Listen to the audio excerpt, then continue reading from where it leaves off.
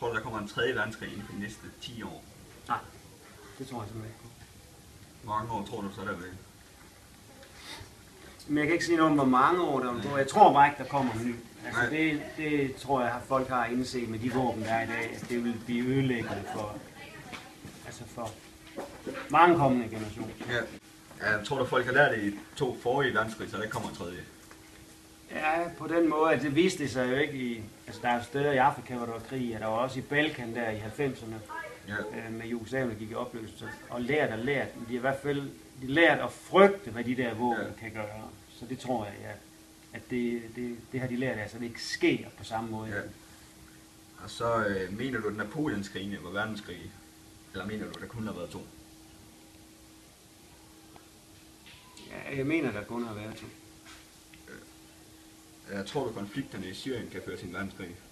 Nej, men det tror jeg ikke på, det kan. Også nu der er kommet en eller anden form for enighed USA og Rusland imellem, så det tror jeg ikke. Men det er jo der, FN spiller en rolle også, så nej, det tror jeg ikke på.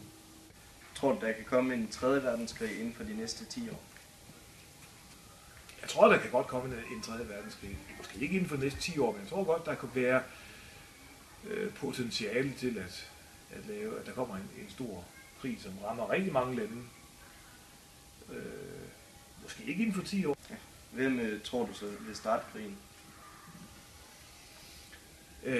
Ja, man kan jo sige, at den krig, der kører nu, det er jo altså noget krig mod terror og terroristernes kamp mod USA og de USA-venlige lande. Jeg tror, jeg tror, der kan blive sådan et fattigdomsopgør. Jeg tror, der er så mange mennesker i verden, som har det så ringe, så på et eller andet tidspunkt, så vil de gå til angreb mod de mere velstillede dele af verden. Jeg tror, forskellen imellem rig og fattig kan blive så store, at nogle lande og nogle områder og nogle befolkningsgrupper simpelthen vil gå i krig mod rigtig mange andre.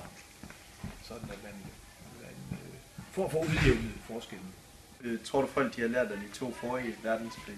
Ja, det tror jeg bestemt. Det tror jeg helt sikkert. Vi har jo lært at lave FN, og vi har lært at lave EU, og vi har lært at lave samarbejde med lande på mange planer. Så det synes jeg, vi har lært af. Ja. Tror du, at Syrien kan føre til en tredje verdenskrig? Eller en krig? Nej, det tror jeg ikke på.